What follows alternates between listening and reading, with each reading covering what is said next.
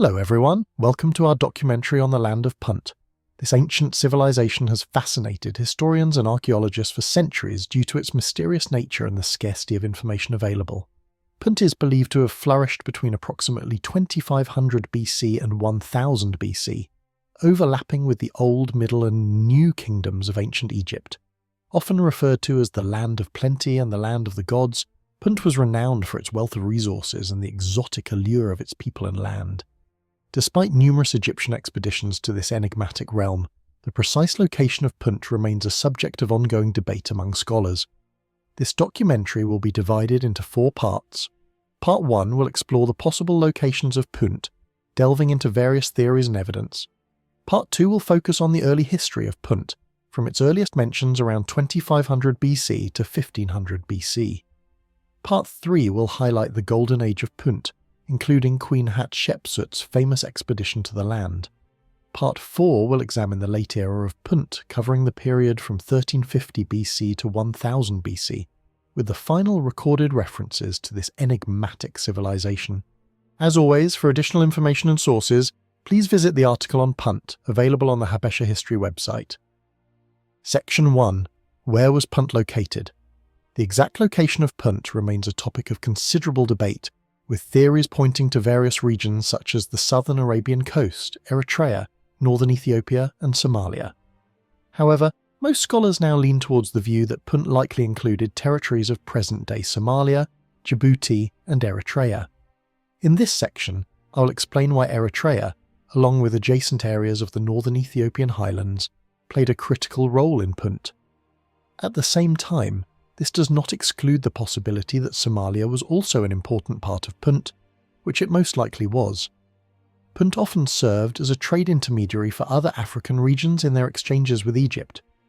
Although little is known about most of these other nations, historical records and research highlight 3: Amu, Iram and Biapunt. Of these, Biapunt is the most well documented and is believed to have been located within Punt, likely in northern Eritrea. Biapunt was particularly noted for its mining activities, suggesting it was an important source of minerals and other resources that formed part of the trade networks between Egypt and the African interior. Eritrea stands out as geologically unique in the region. It is the only area in northeast Africa and the Arabian Peninsula composed entirely of Precambrian formations. These ancient rocks are among the oldest on Earth, forming the planet's early crust. Their presence makes Eritrea highly significant from both geological and economic perspectives, particularly in terms of mineral resources. Precambrian formations are known to contain valuable mineral deposits, supporting the idea that mining activities were integral to Punt. Historical references to mining in Punt further reinforce this notion.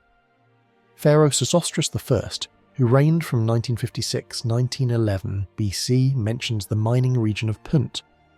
Additionally, a shrine belonging to an official named Anku was discovered, which contained 3 discarded stone anchors and inscriptions referring to mining activities.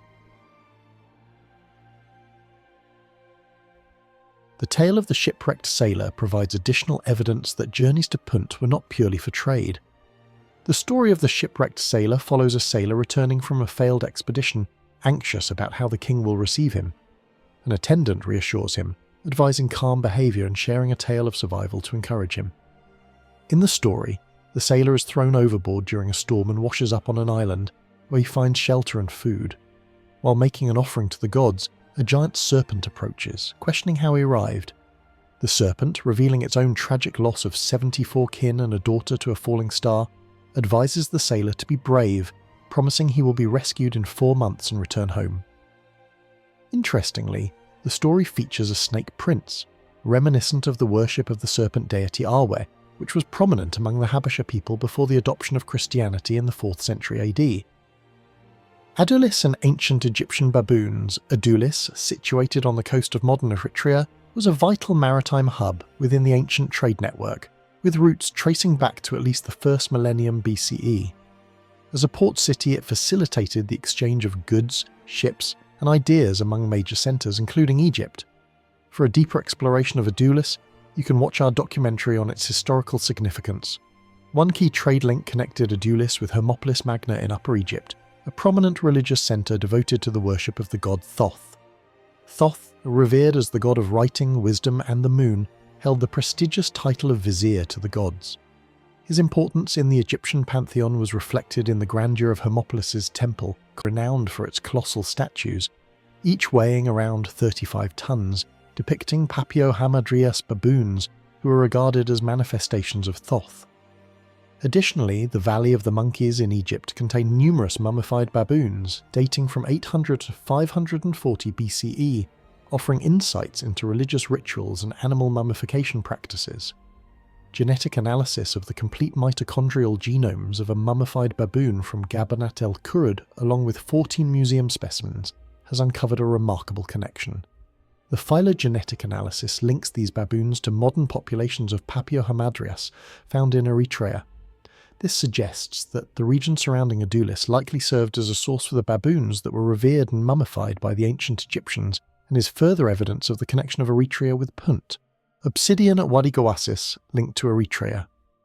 In 2004, Egyptologists Catherine Bard and Rodolfo Fatovich led excavations at Mersa Wadi Goasis, identified as the ancient port of Sao, which facilitated Egyptian expeditions to the Land of Punt.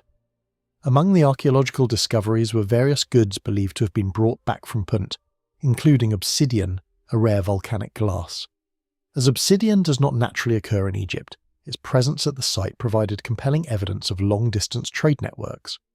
To trace its origins, a geochemical analysis was conducted on 6 obsidian fragments recovered from Mersa Goasis, comparing them with samples from potential sources across the Horn of Africa and the Arabian Peninsula, including Eritrea, Ethiopia, and Yemen. The results were revealing. 5 of the 6 fragments were matched to Khusrali in Eritrea, located near Adulis on the Buri Peninsula. This finding strengthens the historical connection between Adulis and Punt, providing further evidence of Adulis' role in the ancient trade network that linked Egypt with the broader region. The connection between Punt and the Habesh People. The link between the Land of Punt and the Habesh People is further solidified by research conducted by Theodore M. Davis. Davis discovered that one of the names used for the people of Punt was Kebsi, a term that gained prominence during the later dynastic periods of ancient Egypt, similar to the word Kebessa, which refers to the highland people of modern-day Eritrea. Additionally, Francis Breyer proposes that the Puntites were also known as Edbustu, a term that later evolved into HBST during the Aksumite era. This evolution continued in Arabic inscriptions, where the term appeared as Habasat, eventually becoming the modern designation Habesha. These linguistic connections suggest a deep-rooted historical link between the Puntites and the ancestors of the Habesh people. Early Punt from 2500 to 1500 BC. The Palermo stone, one of the 7 fragments of the royal annals from Egypt's Old Kingdom, offers some of the earliest references to Punt. This stone, which lists Egypt's rulers from the 1st to 5th dynasties, documents items imported from Punt, confirming the region's significance in trade. Harkuf's official account provides further evidence of Egypt's early expeditions to Punt. During the 6th dynasty, Harkuf carried out 4 expeditions under Pharaoh Merenra and Pharaoh Pepi II. One report references an earlier mission led by God's seal-bearer, Bawadid, during the reign of Pharaoh Djedker-Izez. On that journey, Bawadid returned with a dancing pygmy from Punt, hinting at the presence of slave trading. Since Puntites were depicted with red or copper skins similar to Egyptians, the pygmy was likely of foreign origin, perhaps captured from nearby regions and traded to Egypt. In the 11th dynasty, inscriptions record that Pharaoh Mentuhotep III ordered the construction of a ship for an expedition to Punt. Led by the official Henu and supported by 3,000 militia, the expedition departed from the Red Sea coast. This inscription highlights the importance of trade with Punt, which was under direct royal supervision. It also mentions challenges faced by the Egyptians from nomadic tribes, prompting the creation of a dedicated port to secure future expeditions to Punt. Further evidence of these expeditions is provided by the Stela of Kent Ketwa, discovered at Wadi Gassus. This stela, dated to the 28th year of Amenemhat II's reign, confirms that journeys to and from Punt were launched from a Red Sea harbour identified as Sawal Wadi Gassus. These early expeditions underscore the vital role of Punt in Egypt's trade network, reinforcing its importance to the pharaonic economy. Punt's golden age, from 1500 to 1350 BCE, Pharaoh Hatshepsut, who ruled from circa 1473 to 1458 BCE, is one of ancient Egypt's most intriguing rulers, known for her ambition and innovation. Her mortuary temple, Djeser Djeseru, or the Holiest of Holies, exemplifies her power and divine right to rule. Its walls are adorned with detailed scenes from her life, which serve both as historical narratives and political propaganda. Among these, one of the most celebrated achievements is her famed expedition to Punt, officially launched in the 9th year of her reign. The expedition, overseen by an official named Nasi, who represented Hatshepsut on this journey, is prominently depicted on the southern wall of the middle colonnade of the temple's middle terrace. According to the reliefs, the journey was carried out in response to a divine directive from the god Amun. The western wall of the temple shows the departure of Hatshepsut's fleet, consisting of 5 ships setting sail from Egyptian shores. The scenes on the southern wall are divided into 6 registers, read from bottom to top. The first register shows the Egyptian envoy, accompanied by an officer and 8 armed soldiers, standing before trade goods and gifts such as beads, an axe, a dagger, and bracelets. To the left, we see depictions of the homes of Punt and a dog resting nearby. The second register shows the Egyptian official standing by the tent of the Punt chiefs, with goods from Punt, such as myrrh and gold rings, laid out for trade. The upper registers, though damaged, depict the gathering and transport of Puntite goods, particularly myrrh. On the adjacent western wall, the reliefs continue with scenes of the Egyptian fleet departing Punt, and at the far right, Puntite chiefs arriving in Egypt to honour Queen Hatshepsut. The scenes, rich with detail, capture the significance of Punt and its role in Egypt's trade network during Hatshepsut's reign, marking the height of Punt's influence during this golden era.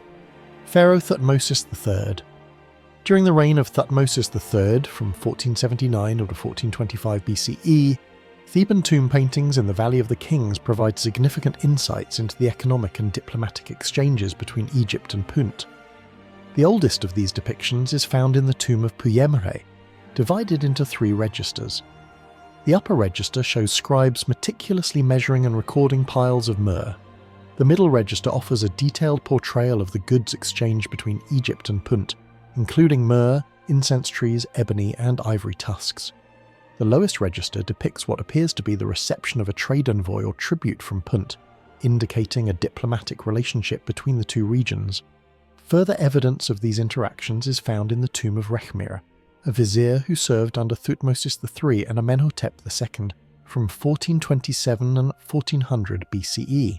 In his tomb, scenes show Puntite envoys presenting goods to the Egyptians. Another tomb, attributed by some scholars to Min, the chief treasurer under Amenhotep II, contains detailed paintings spread across 5 registers, illustrating the arrival of a Puntite envoy in Thebes. These depictions also offer valuable insights into Puntite maritime capabilities. The paintings show uniquely designed rafts with pink bases, a single mast, and a triangular black sail, suggesting vessels optimized for long voyages. Each raft is crewed by 3 sailors, with a 4th person navigating using an oar, highlighting the Puntite's expertise in seafaring. These scenes suggest regular and established trade routes between Punt and Thebes, underscoring the importance of their relationship in Egypt's economy during this period. Late Punt from 1350 to 1000 BC. During the 18th dynasty, Pharaoh Horemheb from 1323 to 1295 BC recorded the arrival of a Puntite envoy at the Temple of Karnak. Although the Puntite chief claimed that his people had never visited Egypt before, previous expeditions suggest otherwise, indicating either an exaggeration or the chief's personal unfamiliarity with Egypt. The presence of Punt in Egyptian records continued under later pharaohs. At the Temple of Abydos, inscriptions from the reign of Pharaoh Seti I from 1294 to 1279 BC and Ramses II reference Punt, underscoring the continuity of relations between the 2 regions. The Papyrus Harris I, a record of Ramses III's achievements, recounts another voyage to Punt. This expedition secured large quantities of myrrh and included the notable addition of a child from the Puntite chief's family, who accompanied the fleet back to Egypt, highlighting the close diplomatic ties between Punt and Egypt. However, after the collapse of the New Kingdom around 1050 BC, Punt faded from Egyptian records, becoming a mythical land renowned for its wealth in precious commodities like myrrh and incense. Conclusion: Punt holds a significant place in the history of the Horn of Africa, particularly in Eritrea, as a crucial origin point for the Habesh People. Despite its prominence over more than 2,000 years, much about Punt remains unknown. However, future archaeological research in Eritrea, Ethiopia, Djibouti, and Somalia offers the potential to uncover deeper insights into Punt's legacy and its connections to the region. These investigations, still in their early stages, could reveal more about the historical ties between Punt and the ancestors of the Habesh People. This enduring connection remains a fascinating part of the shared heritage of the Horn of Africa and a source of cultural pride.